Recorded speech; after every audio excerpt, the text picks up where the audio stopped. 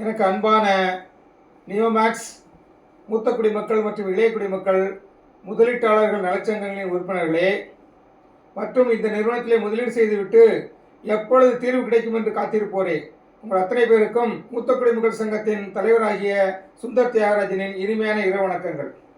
சகோதர சகோதரிகளே, நேற்று 10/11/2025 திங்கட்கிழமை அன்று நமது வழக்கின் வாய்தா சென்னை உயர்நீதிமன்றத்திலே நடைபெற்றது. நாங்கள் நேற்று நீதிமன்றத்துக்கு சென்றிருந்தோம். நாங்கள் ஏற்கனவே கூறியிருந்தோம், வேலை வரவில்லை, தக்க சமயம் வரும்பொழுது நாம் நீதிமன்றத்தின் வாசல்களை தட்டுவோம் என்று கூறியிருந்தோம். அதே போல நேற்றைய தினத்திலே நீதிமன்றத்துக்கு சென்று நீதியரசரின் அனுமதியோட நம்முடைய பதிவை, அதாவது நம்முடைய இயக்கத்தை, தாகத்தை, பிரேயரை நாங்கள் அங்கே தெரிவித்து வந்தோம். அது குறித்து முதலாவதாக நம்ம சங்கத்தின் செயலாளர் திரு ராமகிருஷ்ணன் ஐயா அவர்கள் இப்பொழுது உங்களோடு சில தகவல்களை தெரிவிப்பார்கள். அன்புள்ள நியோமேக்ஸ் மூத்த குடிமக்கள் மற்றும் இளைய குடிமக்கள் நலச்சங்கங்களின் உறுப்பினர்களே, உங்கள் அத்தனை பேருக்கும் மூத்த குடிமக்கள் முதலீட்டாளர்கள் நலச்சங்கத்தின் செயலாளர் ராமகிருஷ்ணனின் இரவு வணக்கத்தை தெரிவித்துக் கொள்கிறேன். அன்புள்ள நண்பர்களே, நேற்றைய தினம் நமது நியோமேக்ஸ் வழக்கானது சென்னை உயர்நீதிமன்றத்திலே நடைபெற்றது. இந்த வழக்கிலே நமது சங்கம் கலந்து கொள்ள வேண்டும் என்று திட்டமிட்டிருந்தோம். அதன் அடிப்படையில் 9ஆம் தேதி இரவு, அதாவது 10ஆம் தேதி காலையில் 2 மணி அளவில் நாங்கள் திருச்சியிலிருந்து புறப்பட்டோம். அந்த நடுநிசையில் நாங்கள் புறப்பட்டு காலை 10ஆம் தேதி காலை 9 மணி அளவில் நாங்கள் சென்னை உயர்நீதிமன்றத்துக்கே சென்றடைந்தோம். அதன் பிறகு கோர்ட்டு நடவடிக்கைகளை கலந்து கொள்வதற்கான ஆயத்த வேலைகளை முடித்து சரியாக 1:30 மணி அளவில் நான் கோர்ட்டு வளாகத்தின் உள்ளுக்கு நமது வழக்கு நடைபெறும் அந்த மன்றத்துக்கு நாங்கள் சென்றிருந்தோம். அந்த நேற்றைய வழக்கானது மிகவும் ஒரு முக்கியத்துவம் வாய்ந்ததாக நாங்கள் உணர்கிறோம். ஏனென்று சொன்னால், சமீப காலமாக நமது நியோமேக்ஸ் வழக்கானது தொடர்ந்து நாங்கள் அதை நேரலையில் நாங்கள் பார்த்து கொண்டிருக்கிறோம். நேற்றைய தினம் நடந்த வழக்கானது ஒரு முக்கியத்துவம் வாய்ந்தான ஒரு வழக்கு.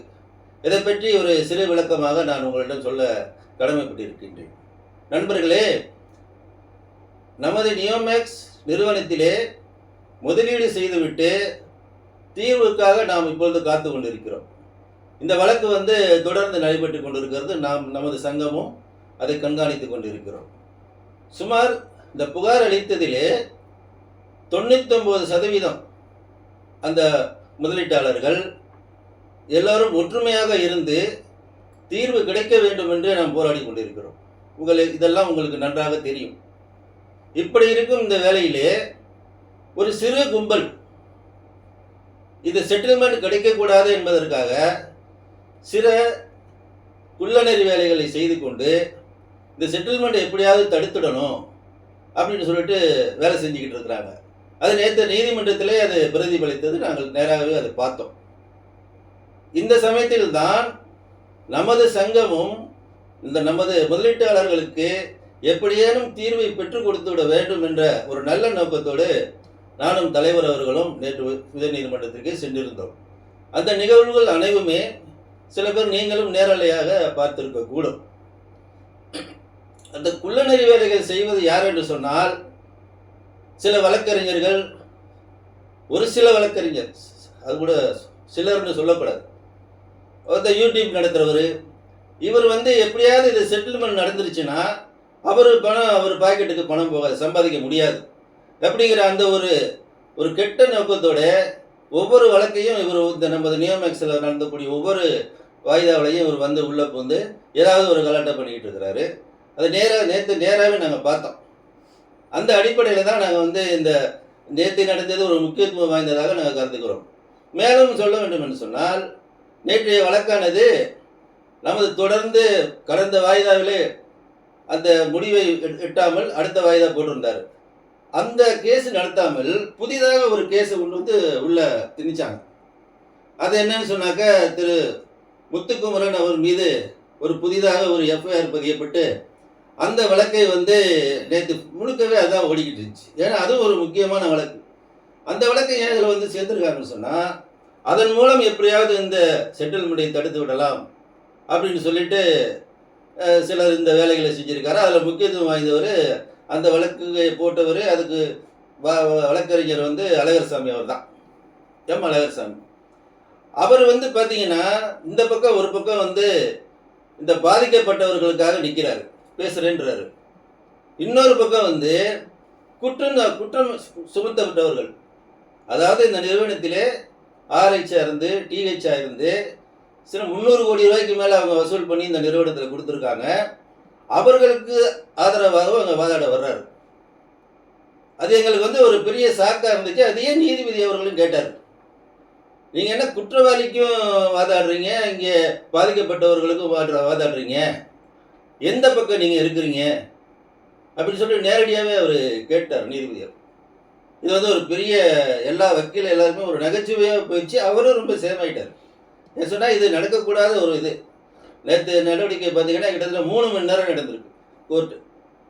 நேற்று நியோமேக்ஸ் கோர்ட்டு இந்த வரலாற்றிலேயே நடந்த வழக்கு விசாரணைகளில் நேற்று தான் அதிகமான நேரம், 3 மணி நேரம் நடந்திருக்கு. அப்படின்னு சொன்னாக்கா இதோட முக்கியத்துவம் நீங்கள் வந்து எல்லாரும் தெரிஞ்சுக்கிறணும்.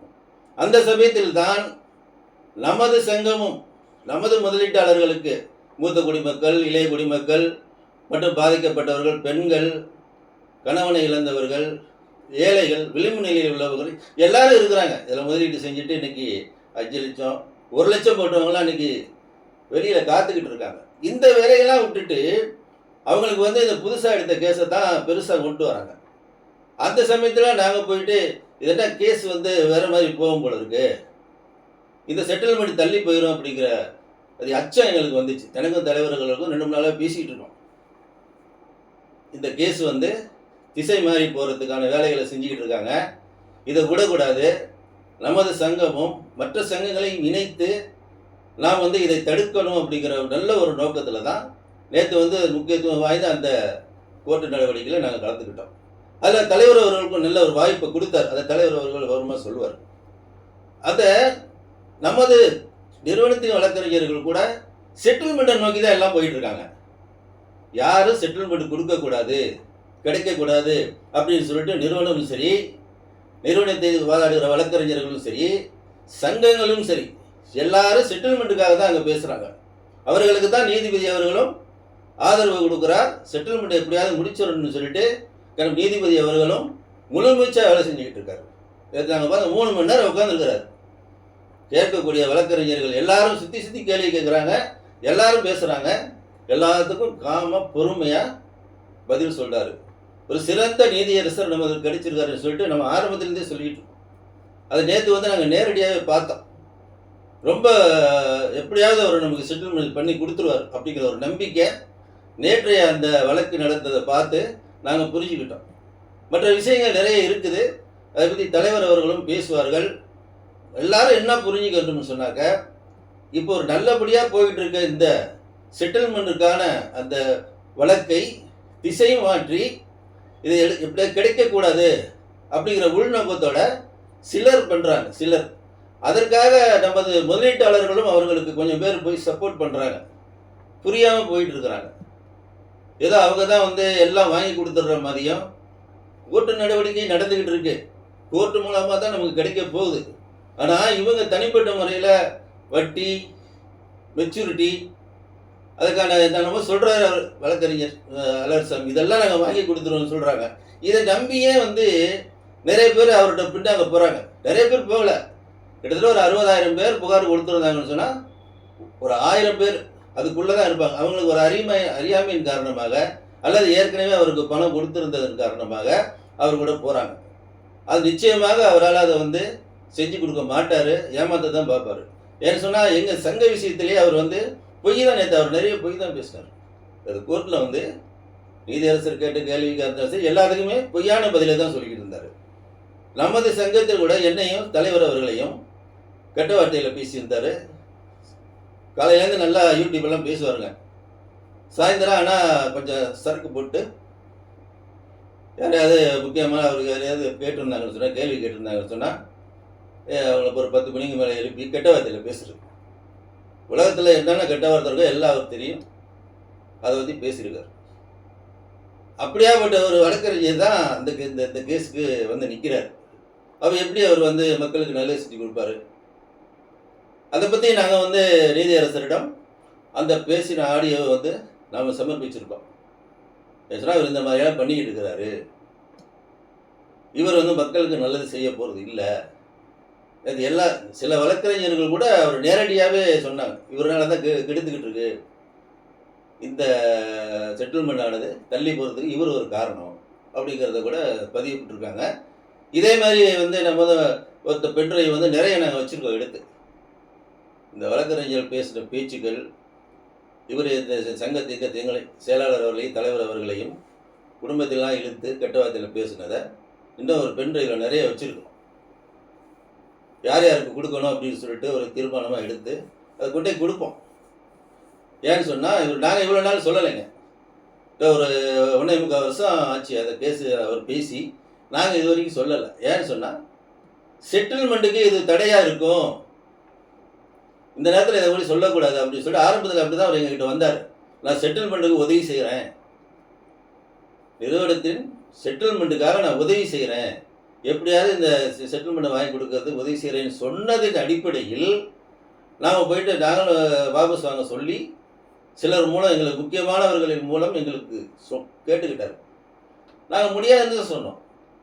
இவர் மாதிரி ஆள் வந்து கோர்ட்டுக்கு போகக்கூடாது, மக்களை மறுபடியும் ஏமாற்றக்கூடாது, அதுக்காக நாங்கள் முடியவே முடியாதுன்னு தான் சொன்னோம். மறுபடியும் வந்து ஒரு முக்கியமான நமக்கு வேண்டியவர் தான், நம்ம சங்கத்துக்கு ஒரு நல்ல உதவி செய்யக்கூடியவங்க, முதலீட்டாளர்களுக்கு செட்டில்மெண்ட் செய்யக்கூடிய இடத்துல இருக்கக்கூடிய ஒரு பெரிய தலைவர் தான் அவரும். அவர் வந்து கேட்டுக்கிட்டார், இல்லைங்க அவர் இப்போ மாறிட்டார், அந்த கேஸை வந்து வாபஸ் வாங்கிட்டீங்கன்னா நம்மளோட செட்டில்மெண்ட்டுக்கு உதவியாக இருப்பார் அப்படின்னு சொன்னதின் அடிப்படையில் தான் நாங்கள் அவருக்கான அந்த கேஸை வந்து பார் கவுன்சிலேருந்து வாபஸ் வாங்கினோம். ஆனால் நேற்று என்ன கோர்ட்டில் சொல்கிறாரு, நேற்றுலாம் குற்றமற்றவர்னு என்னையெல்லாம் நிரூபிச்சிட்டாங்க, நான் குற்றமற்றவர், இவர் சொல்கிறதெல்லாம் கிடையாது, நான் அந்த வீடியோலாம் ஆடியோலாம் பேசலை அப்படின்னு சொல்லிட்டு அவர் ஃபோனில் இருந்து வந்த ஆடின ஆடியோ நம்மகிட்ட இருக்கும். இப்போ நாங்கள் கூட அதை வெளியிடலை, ஏதோ ஒரு சங்கம் வந்து அதை குரூப்பில் போட்டு இப்போ எல்லா முதலீட்டாளர்களுக்கும் அது தெரிஞ்சு போச்சு.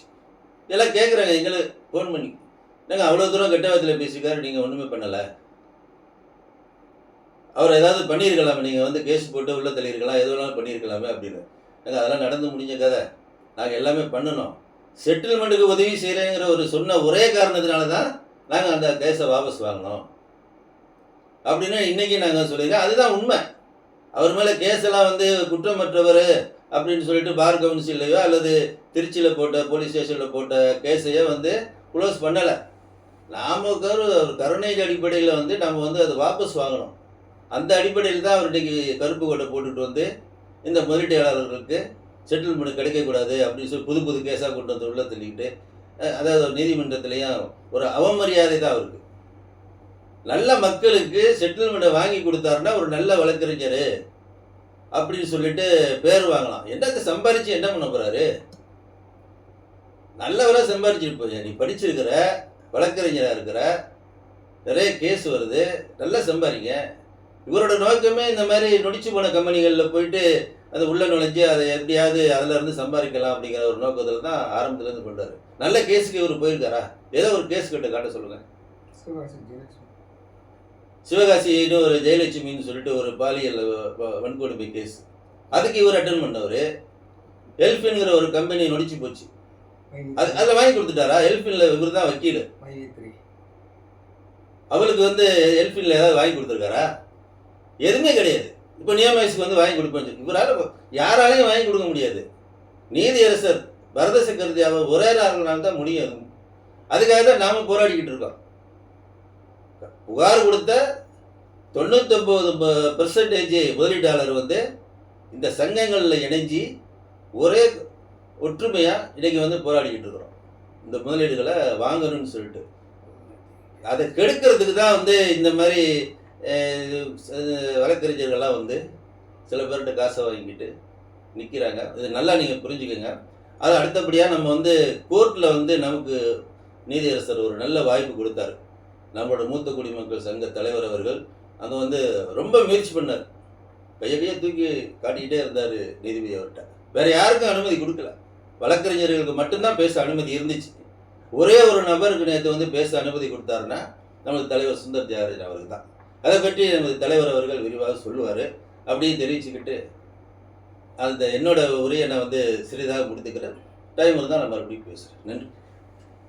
அன்பான சகோதர சகோதரிகளே, நேற்றைய தினத்திலே நானும் ராமகிருஷ்ணன் சார் தான் நீதிமன்றத்துக்கு சென்றிருந்தோம்.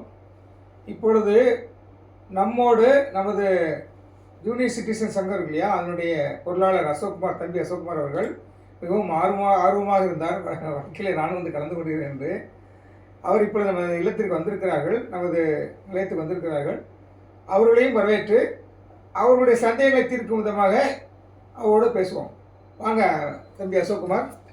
வாங்க அசோக்குமார். வணக்கம் சார். வணக்கம். முதல்ல வணக்கம். உங்களுக்கும் செக்ரட்டரி அவர்களுக்கும் வணக்கத்தை தெரிவிச்சுக்கிறேன். நம்ம உறுப்பினர்களும் வணக்கத்தை தெரிவிச்சுக்கிறேன். சொல்லுங்க. நேற்று நீங்கள் கோர்ட்டுக்கு போயிருந்தீங்க சார். கோர்ட்டில் என்ன நடந்தது சார்? அதை பற்றி கொஞ்சம் விளக்கமாக சொல்லுங்கள். கோர்ட்டில் இது உங்களுக்கு மாத்திரம் இல்லை அசோக்குமார், நம்மளுடைய சங்கத்தின் உறுப்பினர்களுக்கும் நம்ம வந்து விளக்கமாக சொல்லி ஆகணும்.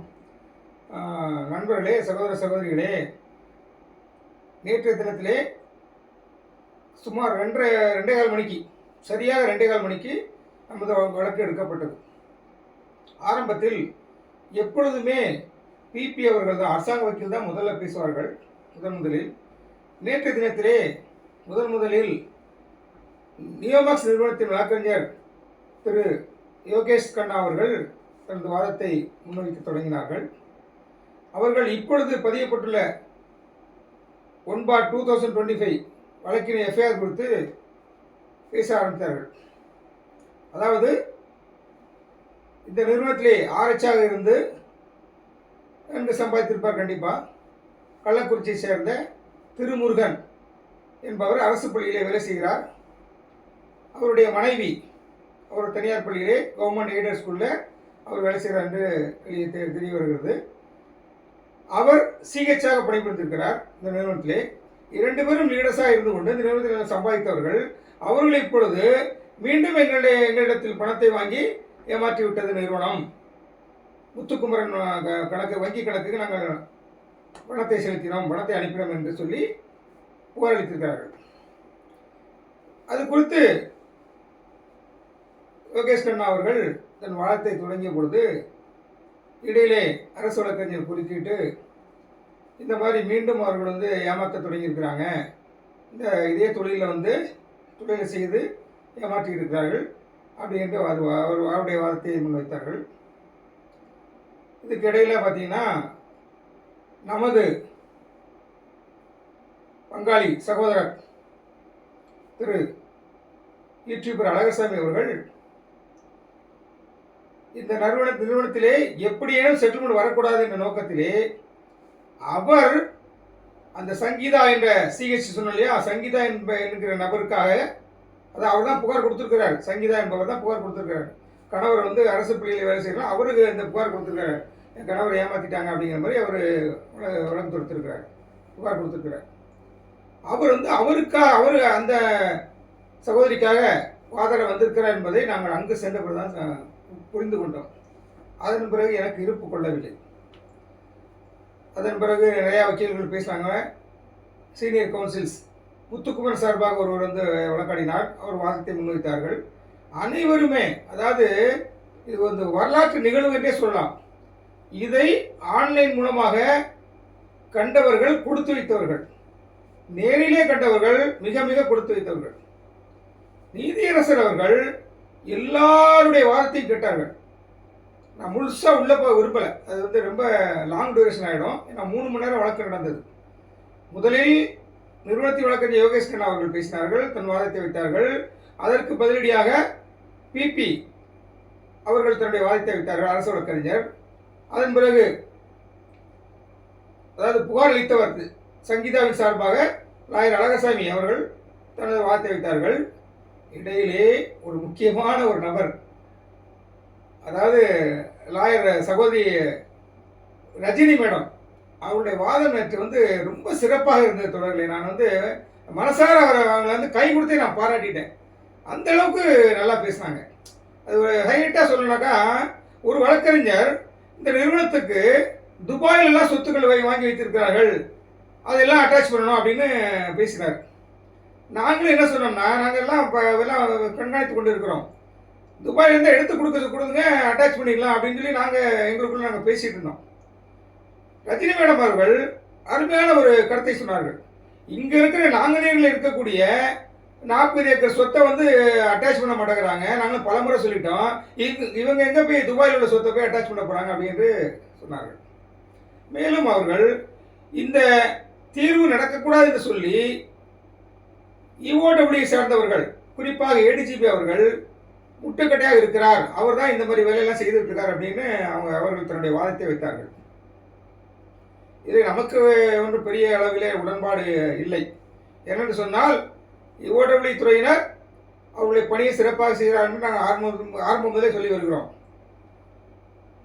இதில் ஹைலைட் என்னன்னு பார்த்தீங்கன்னா, இந்த நிறுவனத்தில் நன்கு சம்பாதித்து அந்த சிஹெச் இருக்காங்களா சங்கீதா என்பவர் தன்னுடன் பணிபுரிந்த ஆசிரியர்களிடெல்லாம் ஆசிரியர்கள், ஓய்வு பெற்றவர்கள், இவர்களெல்லாம் கிட்டத்தட்ட 310 கோடி கிட்ட வாங்கி நிறுவனத்துக்கு கொடுத்துருக்கிறார். அவர் பேர்லையும் எஃப்ஐஆர் இருக்கு, அவருடைய கணவர் பேர்லையும் எஃப்ஐஆர் இருக்கு, 2 பேர் பேர்லையும் எஃப்ஐஆர் இருக்கு. இவர்களே குற்றம் சாட்டப்பட்டவர்கள். இவர்கள் வந்து புதிதாக வழக்கு தொடுத்து அவர் சார்பாக வந்து நம்ம அழகர்சாமி ஐயா வந்து வழக்காடுறார். எங்களுக்கு பெரிய வேதனையும் கோபமும் வந்தது. நாம் சென்றது வேறு காரணத்துக்காக சென்றிருந்தோம். அதாவது செட்டில்மெண்ட் கொடுக்கணும், ஏன் நாங்கள் உங்களை தான் நம்பி இருக்கிறோம், மூத்தக்குடி மக்கள், வயதானவர்கள், வாழ்வின் விளிம்பிலே இருக்கிறோம், நாங்கள் எல்லாம் எப்பொழுது கடைசி காலம் எங்களுக்கு நிகழப்போது என்பது எங்களுக்கு தெரியாது, எங்கள் ஆயுள் காலத்திலேயே எங்களுடைய முதலீடுகளை பெற்றுவிட்டு நாங்கள் கடந்து செல்ல வேண்டும், எங்கள் ஆத்மா சாந்தி அடையும் அப்பொழுதுதான் என்று சொல்லி அதை பேசுவதற்காகவும், எங்கள் சங்கத்திலே கிட்டத்தட்ட 3159 பேர் ஆஸ் ஆன் 39/25 அந்த டேட்டில் கிட்டத்தட்ட 3159 பேர் இருக்காங்க. எல்லாருமே பார்த்தீங்கன்னா 60 வயசுலேருந்து 95 வயது வரை உள்ளவர்கள் இருக்கிறார்கள். எங்களுக்கு தீர்வு தாருங்கள், நாங்களே எங்களுடைய முதலீடுகளை திரும்ப பெற்று செல்கிறோம். இதுவரைக்கும் நாங்கள் வந்து நிறுவனத்தையோ மற்றவர்களையோ நாங்கள் நம்பாமல் இருந்தோம். ஆனால் எப்பொழுது நீதியரசர் நீங்கள் வந்து இந்த சார்ஜ் எடுத்தீங்களோ, இந்த வழக்கை நீங்கள் எப்பொழுது முன்னெடுக்க வந்தீங்களோ, அதன் பிறகு எங்களுக்கு ஒரு நம்பிக்கை வந்தது. நிறைய பேர்கள் சாவின் விளிம்பில் இருந்து கொண்டிருக்கிறார்கள். மனதளவிலே மிகவும் பாதிக்கப்பட்டு, உடலளவிலும் பாதிக்கப்பட்டு, இறக்கும் தருவாயிலே படுக்க இருக்கிறார் என்பதை கூறத்தான் நாங்கள் சென்றோம். ஆனால் அங்கு சென்ற பிறகு யார் இந்த செட்டில்மெண்ட்டுக்கு தடையாக இருக்கிறார்கள் என்பதை நாங்கள் தெரிந்து கொண்டோம், கண்ணால் பார்த்தோம். அதைத்தான் ஆடியோவில் நான் பேசியிருந்தேன், மிட்நைட்டில் பேசியிருந்தேன். ஆக அங்கு சென்ற பிறகு யார் இந்த நிறுவனத்தின் செட்டில்மெண்ட்டுக்கு இடையூறாக இருக்கிறார் என்று சொல்லி நமது செயலாளர் அவர்கள் விளக்கமாக பேசினார்கள். ஆனால் நீதியரசர் அவர்கள் நெத்தியடியாக, சம்மட்டியடியாக, நெற்றி பொட்டிலே ஆணி அடித்தது போல அருமையாக ஒரு கேள்வியை கேட்டார்கள். நீங்கள் யாருக்கெல்லாம் வாதாடுகிறீர்கள்? ஒரு பக்கம் பாதிக்கப்பட்டவர்களுக்கு வாதாடுவது போல செய்கிறீர்கள், இன்னொரு புறம் வந்து லீடர்ஸ்க்கு வந்து நிற்கிறீங்க. பிபி அவர்களை பார்த்து அவர் நல்ல கேள்வி கேட்டார். அவங்க 310 கோடி ஏமாற்றி வாங்கி நிறுவனத்துக்கு கொடுத்துருக்காங்க, அவங்க பேரில் எஃப்ஐஆர் இருக்குது, இதெல்லாம் உங்களுக்கு தெரியுமா? தெரிஞ்சுதான் அவங்க கொடுத்த புகாருக்கு நீங்கள் நடவடிக்கை எடுத்தீங்களா அப்படின்னு கேட்டார். இது ஒரு அருமையான கேள்வி. அதாவது சொல்லப்போனால் உண்மையிலே தோழர்களே,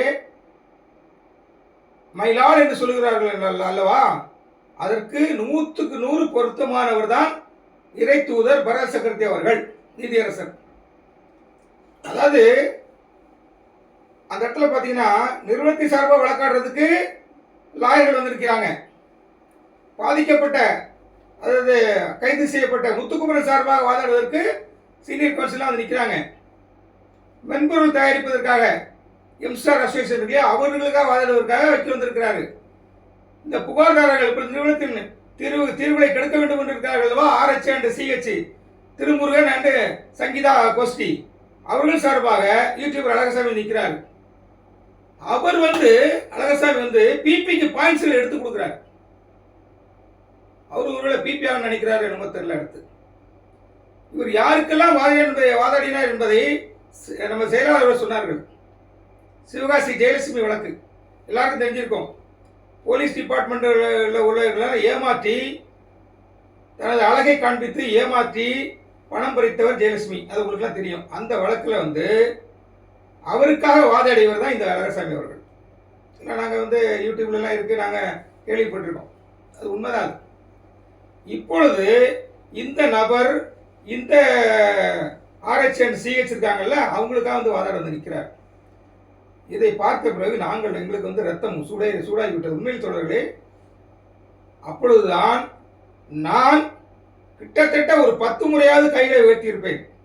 நீதியரசர் அவர்களின் கவனத்தை என் பக்கமாக திருப்பதற்காக எனக்கு வாய்ப்பு தாருங்கள் என்று சொல்லி கிட்டத்தட்ட 10 முறையாவது நான் கைகளை ஏற்றி இறக்கியிருக்கிறேன், தூக்கி இறக்கியிருக்கிறேன். கடைசியாக முடியும் தருவாயில் நீதியரசர் அவர்கள் தீர்ப்பை வாசிக்க ஆரம்பித்து விட்டார்கள். ஓரளவுக்கு அவர் புரிஞ்சுக்கிட்டார்.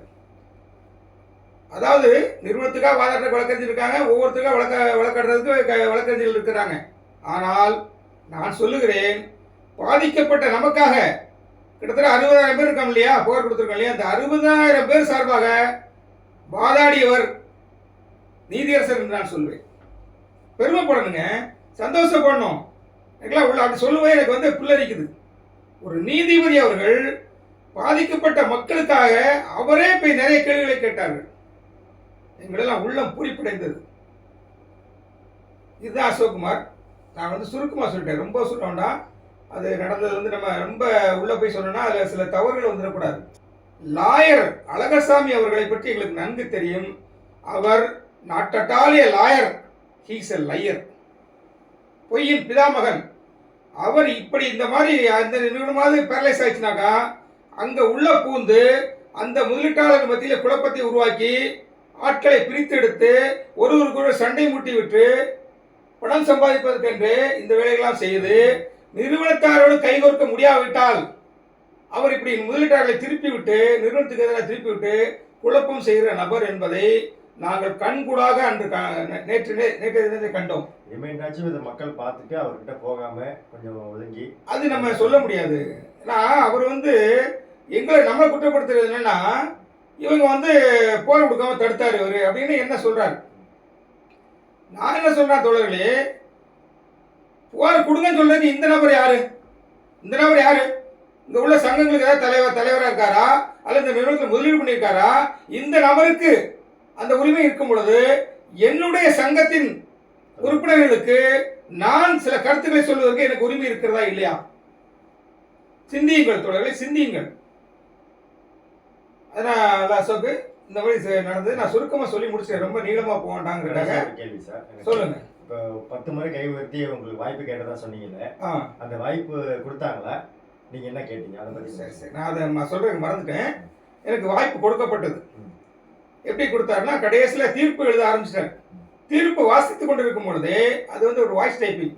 அவர் சொல்லிக் கொண்டிருக்கும் பொழுதே நான் திரும்பவும் கை தூக்கினோடனே அவர் அதை ஹோல்டு பண்ணி வச்சுட்டு என்னை நோக்கி அவர் ஏதோ சொல்ல விரும்புகிறாரு, அவர் என்ன சொல்கிறாரு கேட்போம் அப்படின்னு சொல்லிட்டு, உங்களுக்கு ஒரு நிமிஷம் டைம் தரேன் அப்படின்னு சொல்லி அவர் எனக்கு வாய்ப்பு கொடுத்தார் நீதியரசர் அவர்கள். நான் நன்றியோடு கரங்களை கூப்பி விட்டு, ஐயா, நான் இங்கு நடக்கிற நிகழ்வுகளை எல்லாம் பார்த்து வருகிறேன். நிறுவனத்தின் சார்பாக பேசுவதற்கு ஆட்கள் இருக்கிறார்கள்.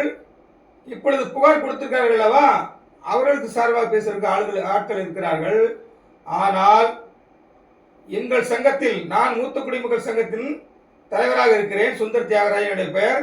எங்களுடைய சங்கத்திலே 3159 நபர்கள், 60 வயதை கடந்தவர்கள், 95 வயது வரை உள்ளவர்கள் சங்க உறுப்பினராக இருக்கிறார்கள். அவர்களுக்காக பேசுவதற்காக எனக்கு ஒரு 2 நிமிடங்கள் தாருங்கள் என்று கேட்டேன் தோழர்களே. 2 நிமிடங்கள் தாருங்கள் கேட்டேன். அவர் அனுமதித்தார். நான் பேச ஆரம்பித்தேன். நான் பேசும்பொழுதே எனக்கு எப்போ நான் எமோஷனலான ஆள், எல்லாருடைய கவலைகள் எல்லாம் நான் சுமந்துட்டு வரேன். அப்போ எல்லாரும் எங்கிட்ட பேசுறது, எங்கிட்ட அழுகிறது, அவங்க குமுறல சொல்றது, அவங்க கஷ்டப்படுறதெல்லாம் சொல்லும்போது எனக்கு இழகிற மனசு. ஆனபடினால் நான் பேசும்போதே ஐயா எங்களுடைய மூத்த குடிமக்கள் சாவின் விளிம்பில் இருக்கோம், வாழ்வின் கடைசியில் இருக்கும் பொழுது எங்களுக்கு எப்படியா தீர்வு கிடைக்கும் என்று நாங்கள் நம்பிக்கொண்டு இருக்கிறோம் என்று சொல்லும் பொழுதே எனக்கு வந்து எமோஷன் ஆகி எனக்கு வந்து நான் தழுதழுத்து எனக்கு அழுது வந்துருச்சு. இதை அவர் உற்று கவனித்துக் கொண்டிருந்தார்கள். இதை ஆன்லைன் வழியாக பார்த்து கொண்டிருந்தவர்கள் பார்த்திருப்பார்கள், என்னுடைய குரலை கேட்டிருப்பார்கள். அதன் பிறகு நான் தொடர்ந்து கூறினேன், ஐயா இந்த வழக்கிலே இந்த புதிதாக புனையப்பட்ட வழக்கு இருக்கிறது அல்லவா, அதிலே உள்நோக்கம் உள்ளது. எப்படின்னு சொன்னால், நான் என்னை ஒருவர் பணத்தை வாங்கிவிட்டு ஏமாற்றி விட்டேன் என்று சொன்னால், நான் புகார் எப்படி கொடுப்பேன் என்று சொன்னால், என்னுடைய பணத்தை நான் இவருக்கு கொடுத்துருந்தேன், அவர் எனக்கு திருப்பி தரல, என்னுடைய பணத்தை வாங்கி கொடுங்கள் என்று காவல்துறைக்கு புகார் அளிப்போம். அப்படிதான் அளிப்பார்கள். ஆனால் இந்த நபர், இந்த குறிப்பிட்ட நபர் சங்கீதா என்பவர், இந்த நிறுவனத்திலிருந்து சம்பாதித்தவர் எப்படி புகார் கொடுத்திருக்கிறார்னா, அவர் குறிப்பிட்டிருக்கிறார் இவர்களுடைய பெயில்கள் எல்லாம் கேன்சல் பண்ணணும், அவர்கிட்ட பணம் வாங்கினவரே முத்துக்குமார் சொல்லியிருக்காங்க. ஆனால் இந்த நிறுவனத்துடைய நியமனத்துடைய தலைவர், அதாவது கமலக்கண்ணன் எம்டி இருக்கார் இல்லையா, அவர் பாலசுப்ரமணியன், இவர்கள் இருவரை கோர்த்து விட்டு கிட்டத்தட்ட 11 பேரை இணைத்து விட்டு இவர்கள் பெயில்கள் எல்லாம் கேன்சல் பண்ண வேண்டும் என்றும் அப்படின்னு புகார் கொடுத்துருக்காங்க. அது மட்டுமல்ல, இவர்களுக்கு குண்டாஸ்ல உள்ள போடணும், ஜெயிலில் அடைக்கணும் அப்படின்னு சொல்லி அவங்க இருக்காங்க. அப்புறம் இது வந்து உள்நோக்கம் உள்ளது மயிலாட் நீதியரசர் அவர்களே. ஏன்னா புகார் கொடுக்க எப்படி கொடுக்கணும், நான் என்னோட பணத்தை ஏமாத்திட்டாரு வாங்கி கொடுங்கன்னு கொடுக்கணும். ஆனால் இவர்கள் உள்நோக்கத்தோடு பெயிலை கேன்சல் பண்ணணும், ஏன்னா இவர்களை உள்ளே வைக்க வேண்டும், நிரந்தரமாக உள்ளே வைக்க வேண்டும், ஏன்னா குண்டாஸ்லாம் 1 வருஷம் உள்ள இருக்கணும் அப்படின்னு சொன்னால் தீர்வு வரக்கூடாது என்பதுதான் இவருடைய நோக்கம். அதை தயவு செய்து நீங்கள் அலோவ் பண்ணாதீங்க அப்படின்னு சொல்லிட்டு நான் வந்து என்னுடைய வாதத்தை வந்து முடிக்கிறதுக்கு முன்னால இப்போதான் வந்து சிலர் தடுக்கிறாங்கன்னு பேசப்படுகிறது. ஆனால் ஒரு வருடத்துக்கு முன்பாகவே ஒரு நபர், எங்களுக்கு தெரியும் ஒரு நபர், இந்த நியமஸ் நிறுவனத்திலே தீர்வு வரக்கூடாது, அவர் சம்பாதிப்பதற்காக இந்த நியமஸ் நிறுவனத்தை தீர்வு வரக்கூடாது என்று சொல்லி கிட்டத்தட்ட ஒரு வருடத்துக்கு மேலாக காய்களை நகர்த்தி கொண்டிருக்கிறார், பணி செய்து கொண்டிருக்கிறார். அவர் எங்களையும் வம்புக்கெடுத்து கெட்ட வார்த்தைகளை பேசி எங்களுக்கும் கொலை மிரட்டல் விடுத்திருக்கிறார். அதற்கு ஆதாரத்தை நான் இதில் இணைத்திருக்கிறேன் என்று சொல்லி ஒரு சீலிடப்பட்ட கவரிலே உறுப்பினர்களுடைய எண்ணிக்கை வயது அடிப்படையிலே தயார் செய்து வைக்கப்பட்ட பட்டியலையும் நாங்கள் அந்த நபர் மீது, அதாவது அவர் யாரும் இல்லை, அழகசாமி தான், அவர் மீது பார் கவுன்சில் கம்ப்ளைண்ட் கொடுத்தது, அது வித்ரா வாங்கினது, ஏன் வித்ரா வாங்கினதுன்னு விளக்கமாக எழுதி நாங்கள் பார் கவுன்சில் கொடுத்தது எல்லாமே இணைத்து வந்த கவரை நான் கொடுத்தேன். கடைசியாக அந்த ஒரு வருடத்துக்கு மேலாக இந்த வழக்கை இழுத்தடித்து முடிக்க விடாமல் செய்வதற்கு பணிபுரிந்து கொண்டிருந்தவர் இதே நீதிமன்றத்தில் நின்று கொண்டிருக்கிறார். அவர் வேறு யாரும் அல்ல, இந்த அழகசாமி தான் என்று நான் கைகளை காட்டி கூறினேன். எமோஷன் ஆயிட்டேன், கோவம் வந்துச்சு எனக்கு. ஏன்னா மக்களுக்கு தீர்வுக்காக காத்திருக்காங்க, தவிச்சிட்டு இருக்காங்க. இன்னைக்கு கோர்ட்ல என்ன நடக்குங்கிறது அவங்க வந்து உயிரை கையில பிடிச்சிட்டு இருக்காங்க மூத்தக்குடி மக்கள்லாம். ஆனா இந்த நபர் அவர் பணம் சம்பாதிப்பதற்காக கீழ்த்தனமாக இந்த நிறுவனத்திலே நன்கு சம்பாதித்துட்டு மக்களை முதலீட்டாளரை ஏமாற்றிய 2 தலைவர்களுக்காக வந்து நிக்க வாதாடிட்டு இருக்கிறாரு. நீதியரசர் என்ன கண்டு கொண்டார். அப்படி இதே அழகசாமி என்று நான் கையிட்டு சொன்ன பொழுது நீதியரசர் அவர்கள் சற்று பொறுமையுடன், என்ன இது வந்து அரசியல் பொதுக்கூட்டம் மாதிரி ஆகிப்போச்சு அப்படின்னு அவங்களுடைய கருத்தை சொன்னாங்க. நான் உடனே சாரியா மன்னிச்சிங்க அப்படின்னு சொல்லி நான் சொல்லிட்டு என்னுடைய வாதத்தை முடித்தேன். தோழர்களே, நம்ம புரிஞ்சு கொள்ள வேண்டிய என்னன்னு சொன்னால், யார் நமக்கு தீர்வுக்கு தடையாக இருக்கிறார்கள், அந்த தீய சக்தி எது என்பதை நாங்கள் அடையாளம் காட்டிவிட்டோம் உங்களுக்கு. நீங்கள் இப்படி என்ன செய்ய போறீர்கள்? அது மட்டும் இல்ல தோழர்களே, அந்த தீய சக்தி வழக்கெல்லாம் முடிஞ்சு நாங்கள் வெளியே வர்றோம். நெய்வேலியை சேர்ந்த ஒருத்தரை விட்டு என்னை வந்து உங்களுக்கு சொல்லி அனுப்பி விட்டுருக்கிறார் இந்த அழகசாமி. ஆமா, அவர் வந்து அழகசாமி பின்னாடி தான் அந்த நபர் நின்றுட்டு இருந்தார். அவர் நாங்கள் பார்த்தோம். அதே நபர் நான் பேசும் பொழுது மக்களுக்காக என்னுடைய மனக்குமுறலை சொல்லும் பொழுது, கண்ணீர் விட்ட பொழுது, இந்த நபர் பின்னாடி இந்த விஸ்டேஸ் இடத்துல நின்றுட்டு பாரு எப்படி நடிக்கிறான் பாரு அப்படின்னு அந்த மனுஷன் சொல்லியிருக்கிறான். அப்ப பக்கத்துல நின்னது பாரு பாத்தீங்கன்னா என்னுடைய மனைவி, அவனுக்கு பக்கத்துல என் மனைவி கேட்டுவிட்டு இதுன்னு சொன்னாங்க, உங்களை வெளியில வந்தோடனே உங்களுக்கு தரல ஒரு ஆளு, அவர் தான் வந்து இப்படி சொன்னார் உங்களை அப்படின்னு சொல்லிட்டு. இதெல்லாம் தோழர்களே ஒரு அறியாமை. அவர் மேலே நான் வந்து அனுதாபப்படுறேன். நீதிமன்றத்தில் வந்து வச்சே வம்புழுக்கிறாரு. அவர் என்ன கேட்டார்னா, உறுதியிலே இல்லாமல் கேட்டார். 600 ரூபா சந்தா கொடுத்தனா அது என்ன ஆச்சுன்னு கேட்டார். அவருக்கு சங்கம்னா என்னன்னு தெரியல, சந்தானா என்னன்னு தெரியல, சந்தா எதுக்கு வாங்குறாங்கன்னு தெரியல. அவரை விட்டு நீ போய் வம்புன்னு சொல்லி அழகசாமி அனுப்பி விட்டுருவார் போல இருக்கு. அப்படிதான் தெரியுது. ஏன்னா அவர் பின்னாடி ஆளு அவருடைய ஆளு தான். அவரெல்லாம் நான் யூடியூப்ல பேசி பார்த்துருக்கிறேன். அதனால தோழர்களே, அவங்கெல்லாம் பார்த்து நான் அனுதாபம் தான் படுறேன். இந்த மாதிரி யாரு நமக்காக உழைக்கிறார்கள், யார் வேலை செய்கிறார்கள், யார் உண்மையானவர்கள் என்பதை கூட புரிந்து கொள்ளாமல் இந்த மாதிரி அவருக்கு முட்டு கொடுத்துட்டு நிறைய பேர் நீங்கள் இருக்கிறீங்க. தோழர்களே, உங்களுக்காக நான் சொல்கிறேன், தயவு செய்து ஓநாய்களை நம்ப வேண்டாம், ஓநாய்களை நம்ப வேண்டாம். இப்போ நான் உங்கள்கிட்ட கேட்குறேன், இந்த அழகசாமி மூலமாக இப்போ அவங்களுக்காக வந்து நின்றுட்டு பெயிலை கேன்சல் பண்ணணும், இவங்களை குண்டாசு அடைக்கணும்னு சொல்லி சொல்கிறாரு. இது என்ன பெரிய கொடுமைன்னு அசோக்கு 6ஆம் தேதி இந்த அழகசாமி ஒரு யூடியூப்ல வந்து ஒரு பதிவு விடுறாரு. அந்த பதிவில் அவர் சொல்றாரு, அப்போ இவர் தான் வழக்காட போறாருன்னு எனக்கு தெரியாது, சங்கீதாவின் சார்பாக இவர் தான் வழக்காட போறாரு எனக்கு தெரியாது. இவர் வந்து என்ன சொல்லி பேசுறாருன்னா யூடியூப்ல, இந்த மாதிரி திருப்பி ஏமாத்திருக்காங்க, முத்து என்ற முத்துக்குமரன், குமரன் என்ற முத்து, குமரன் என்ற முத்துக்குமரன் அவர்களை அரெஸ்ட் பண்ணிட்டாங்க. அடுத்தபடியாக கமலக்கண்ணன் அரெஸ்ட் பண்ணிடுவாங்க, இவரை சேர்மன் பாலசுப்ரமணியன் அரெஸ்ட் பண்ணிடுவாங்க, பாலசுப்ரமணியம் அப்பா பேரெல்லாம் சொல்லி அரெஸ்ட் பண்ணிடுவாங்க. அரெஸ்ட் பண்ணி பெயிலெல்லாம் கேன்சல் பண்ணிட்டு இந்த வழக்கில் கைது பண்ணுவாங்களா, இந்த 1/2025 இந்த புதுசாக போட்ட வழக்கில் அரெஸ்ட் பண்ணுவாங்களாம், கைது பண்ணுவாங்களாம். அதுக்கப்புறம் இந்த பழைய வழக்கு இருக்கு இல்லையா, 3/2023 அந்த நியமக்ஸ் வழக்கு, அந்த வழக்கில் வந்து பெயிலை வந்து கேன்சல் பண்ணி குண்டாசு உள்ள வச்சிருவாங்க. இவர் வந்து தீர்ப்பே படிக்கிறாரு, வாசிக்கிறாரு. எவ்வளவு ஒரு ஒரு ஒரு மோசமான, எவ்வளவு கொடூரமான கீழ்த்தரமான எண்ணம் பாத்தீங்களா? அவருக்கு தான் நீங்க முட்டு கொடுத்துருக்கீங்க. இப்ப என்ன அவர் சொல்றபடி நடந்திருந்தா என்ன ஆயிருக்கு தோழர்களே? தீர்வு வந்திருக்குமா? தலைவர்கள் வெளியே இருக்கும் பொழுது அவர் நிறைய வந்து கோஆபரேட் பண்றாங்க, இந்த தீர்வுக்காக நிறைய கோஆபரேட் பண்ணிட்டு இருக்காங்க. இப்ப அவர்களை பிடிச்சு உள்ள வச்சுட்டாக்கா அப்ப அவன் நல்லா தெரியுது, இவர்களை உள்ள வைத்து விட்டால் நீதியரசர் வந்து தீர்வை திருத்தி வச்சிருவாரு, ஹோல்டு பண்ணிடுவாரு. அதை அவர் மூலமாக செய்ய வைக்க வேண்டும், நீதியரசர் மூலம் செய்ய வைக்க வேண்டும். காய்களை வைத்தினார்கள். கடைசியில என்ன நடந்தது தெரியுமா? நீதியரசர் அவர்கள் அவர்களே குற்றப்படுத்தி விட்டார்கள். அவங்க 310 கோடியில ஏமாத்திருக்காங்க. ஒரு அரசு பள்ளியில ஆசிரியரா இருப்பவர்கள், ஆசிரியர் பணி என்பது அறப்பணி, அந்த பணியை செய்யறவர்கள் இந்த வேலையை செய்யலாமா என்று சொல்லி தீர்ப்பை அவர் பக்கம் திருப்பிட்டே இருப்போம். அவர்கள் மீது துறை ரீதியாக நடவடிக்கை எடுக்க வேண்டும் என்று சொல்லி கல்வித்துறைக்கு நீங்க ஆர்டர் அனுப்புங்க அப்படின்னு சொல்லி சொல்லிட்டாரு. ஆர்டர் அனுப்பி எனக்கு தகவல் தெரியுங்கன்னு சொல்லிட்டாரு.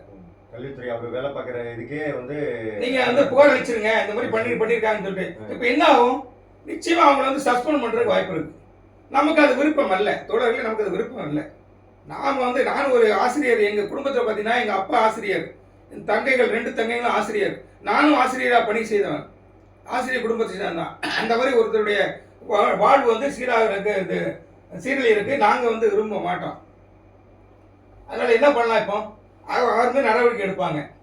அவர் வந்து அந்த வழக்கை வந்து வாபஸ் பெற்றுட்டாருன்னா அந்த இது வெரி குட், அருமையா சொன்னீங்க. அவர் என்ன பண்ணணும், இந்த நிறுவனத்து மீது 2வது புனையப்பட்டிருக்கு இல்லையா, இந்த நிறுவனத்து மேல அவர் சொல்றாரு, ஆனா நிறுவனம் இந்த வேலையை செய்யலன்னு சொல்லி அதாவது கனத்த வாதம், 3 மணி நேரம் பரபரப்பான வாதம் 3 மணி நேரம் இருந்தது. சுமார் எத்தனை வக்கீல் சார் வந்திருப்பாங்க அந்த இடத்துல பாத்தீங்கன்னா கிட்டத்தட்ட ஒரு 30 வக்கீல் வந்திருப்பாங்க. நிறைய வந்து உன்னிப்பா கவனிக்கிறாங்க, இந்த வழக்கை பாதி பேர் கவனிக்கிறாங்க, வாட்ச் பண்ணிட்டு இருக்காங்க. நாங்க கடைசியில் சொல்லிட்டோம், இவர் எங்களை திட்டின ஆடியோ வந்து போன் மூலமாக அலைவரிசை வழியாக திட்டியதை நாங்கள் சமைச்சிருக்கோம், நீங்க பென்ட்ரைவ் வந்து நீங்க தயவுசெய்து நீங்க ஓப்பன் பண்ணி பாருங்க சொல்லி நாங்க சமைச்சு கொடுத்து வாங்கிட்டாங்க. இப்பொழுது நமக்கு தீர்வு வர வேண்டும் என்று சொன்னால் இந்த மாதிரி ஆறுகளை நாம வந்து புறந்தள்ள வேண்டும். இப்பொழுது புகாரடிச்சா இல்லையா, அவருக்கு வந்து அவருடைய வாழ்க்கை முக்கியம். அவர் 45 வயசு ஆகுது அவருக்கு. யாருக்கு? திருமுருகன் 45 வயசு ஆகுது. நான் இதை வந்து நான் மிரட்டலுக்காக சொல்ல, திருமுருகன் அவர்களே தயவு செய்து நீங்க இதை கேட்டுட்டு இருப்பீங்க. திருமுருகன், மிஸ்ஸஸ் திருமுருகன் 2 பேரும் நான் தாழ்மையாக கேட்டுக்கிறேன், தாழ்மையாக கேட்கிறேன். உங்களை மிரட்டல, தயவு செய்து உங்களை காப்பாற்றிக் கொள்ளுங்கள். ஓநாய்களை நம்பி உங்கள் வாழ்க்கையை இழந்து விடாதீர்கள். நேற்று நீதியரசர் ஆர்டரே போட்டார், உங்களை காப்பாற்றுவதற்கு நான் ஒரு ஆலோசனை சொல்லுவேன். இது ஒரு ஆலோசனை தான். என்னை வந்து உங்களுடைய அப்பா மாதிரியே சித்தப்பா மாதிரியே எடுத்துக்கோங்க. நீங்க என்ன பண்ணுங்கன்னா தயவு செய்து அந்த வழக்கை நீங்க வந்து வாபஸ் பெறலாம். அது உங்களுடைய விருப்பம் தான். வாபஸ் வாங்கிட்டு அந்த ஓநாய் உங்களுக்காக வழக்காடி இந்த நிறுவனத்தில் தீர்வு வரக்கூடாதுன்னு நினைத்தார்ல, அவருமே நீங்க வழக்கு பதிய வேண்டும். இது என்னன்னா அவங்க என்ன பிரேயர் வச்சிருக்காங்கன்னா, அந்த சங்கீதாங்கிறவங்க எங்களை ஏமாத்திட்டாங்க, இவங்களோட பெயில கேன்சல் பண்ணி சொல்லி வச்சிருக்காங்க. நான் என்ன கேட்கிறேன்னா, சகோதர சகோதரிகளே, நீங்க திங்க் பண்ணி பாருங்க. இந்த 2 பேருக்காக, அதாவது சங்கீதா திருமுருகன், இந்த 2 பேருக்காக 60,000 பேருக்கு வரக்கூடிய தீர்வை நிறுத்துகிறார் அல்லவா? கிட்டத்தட்ட ஒரு 210 பேர்களை இவங்க ஏமாத்திருக்காங்க. கூட வேலை செய்த ஆசிரியர்கள், ஓய்வு பெற்றவர் ஆசிரியர்கள், இவர்களால் பணத்தை வாங்கி கிட்டத்தட்ட 310 கோடி நிறுவனத்துக்கு கொடுத்துருக்காங்க. அப்ப இவர்களுடைய பெயில கேன்சல் பண்ணல. அந்த அம்மா ஏபி வாங்கியிருக்காங்க, ஆன்டிசிபேட் பெயில் வாங்கிட்டாங்க, முன்ஜாமீன் இருக்காங்க. அதைத்தான் முதலில் ரத்து செய்ய வேண்டும் என்பது நம்முடைய பிரேயர். இந்த யூடியூப் வாயிலாக நம்முடைய பிரேயர் அதுதான். அப்படியா தோழர்களே, இனிமேல் நாம் சும்மா இருக்க போறது இல்லை. உங்கள் அனைவருக்கும் ஒரு எண்ணம் இருந்தது, ஏன்னா ஒண்ணுமே செய்ய மாட்டாங்கிறாங்க மூத்துக்குடி மக்கள். நாங்கள் பெரியவர்கள், அனுபவசாலிகள், பழுத்த அனுபவசாலிகள், தொழிற்சங்க அனுபவம் உள்ளவர்கள். எங்களுக்கு இந்த நீதிமன்றத்துக்கு போகவும் தெரியும், ரோட்ல இறங்கி போராடவும் தெரியும். நல்லா புரிஞ்சுக்கிங்க. வாதாடவும் தெரியும், ரோட்ல இறங்கி போராடவும் எங்களுக்கு தெரியும். அந்த வேலையை அடுத்து செய்யும்படியாக இவர்கள் செய்து விடக்கூடாது. அந்த நிலை வந்தால் நிச்சயமாக இதற்கு தடையாக ஒருவேளை ஏதாவது துறையினர் இருந்தாலும் கூட அந்த துறையினருக்கு எதிராக, அது அரசு துறையாக இருந்தாலும் எதுவாக இருந்தாலும் சரி, அவர்களுக்கு எதிராகவும் நம்மளுடைய போராட்டத்தை முன்னெடுப்போம். இதுவரைக்கும் நமக்கு அந்த சந்தேகம் இல்லை. இவோட எப்படி நல்லா தான் பணி செஞ்சுட்டு இருக்காங்க. அதுவும் இவங்க என்ன சொல்றாங்கன்னா, ஏடிஜிபி தான் காரணம் சொல்றாங்க. அது நமக்கு தெரியாது. அதை பற்றி நான் கருத்து கூற விரும்பவில்லை. நீதியரசர்கிட்ட பேசுனதை விட அதை பற்றி நான் ஒன்றுமே பேசலை. எங்களுக்காக வழக்காடுவதற்கு எனக்கு டைம் கொடுங்க, பாதிக்கப்பட்ட சார்பாக பேசுவதற்கு எனக்கு 2 நிமிஷம் கொடுங்கன்னு கேட்டேன். இதுதான் அசோக், இதுதான் நடந்தது.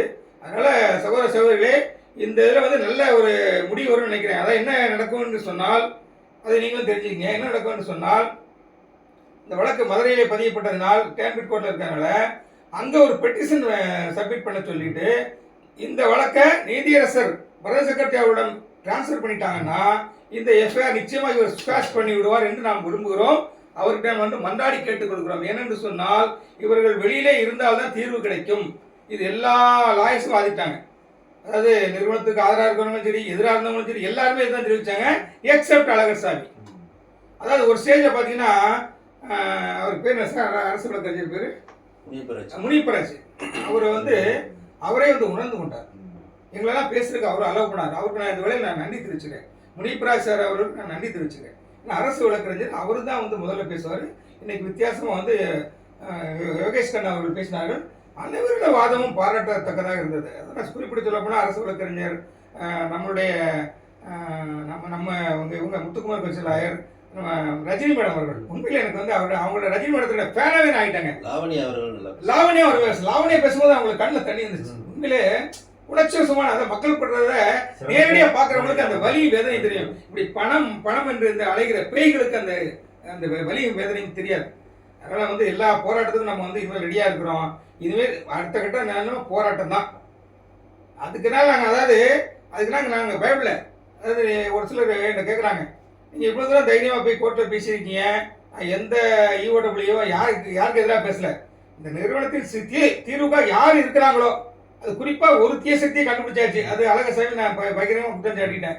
வேற பின்னாடி வராருன்னு கூட இருக்கலாம், அரசியல்வாதிகள் இருக்கலாம், துறையினர் இருக்கலாம், யாராக இருந்தாலும் சரி, அவர்களெல்லாம் வேண்டி விரும்பி கேட்டுக்கொள்கிறேன், எங்களை வாழ விடுங்கள். இன்னும் கொஞ்ச காலம் நாங்கள் உலகத்தை விட்டு கடந்து சென்று விடுவோம் மூத்தக்குடி மக்கள்.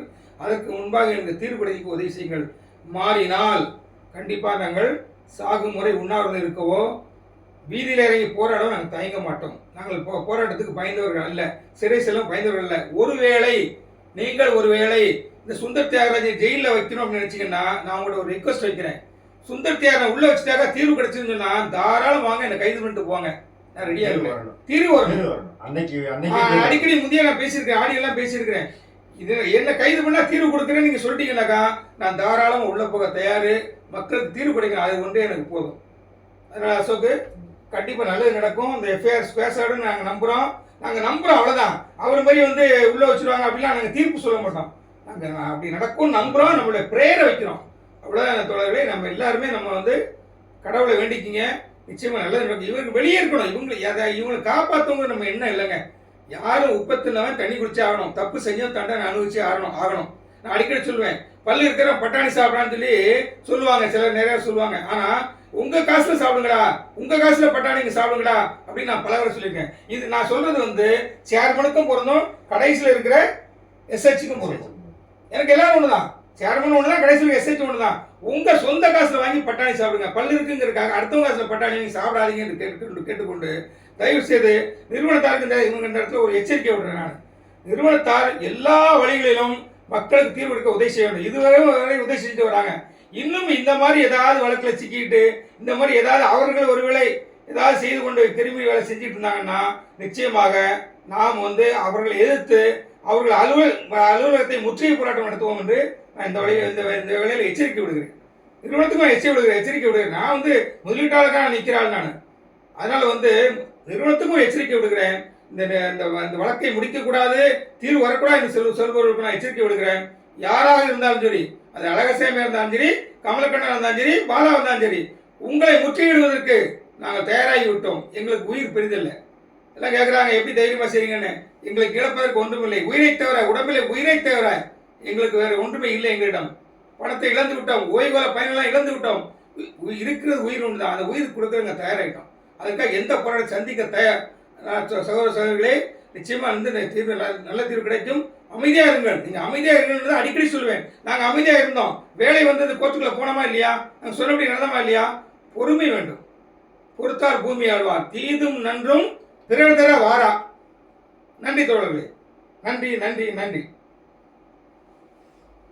தலைவர் சொன்ன மாதிரி நமது சங்கம் முதலீட்டாளர்கள் அனைவருக்கும் முதலீடுகளை பெற்றுக் கொடுக்கும் வரை போராடுவோம் என்று தெரிவித்துக் கொண்டு இத்துடன் இந்த உரையை முடித்துக் கொள்கின்றோம். நன்றி, வணக்கம்.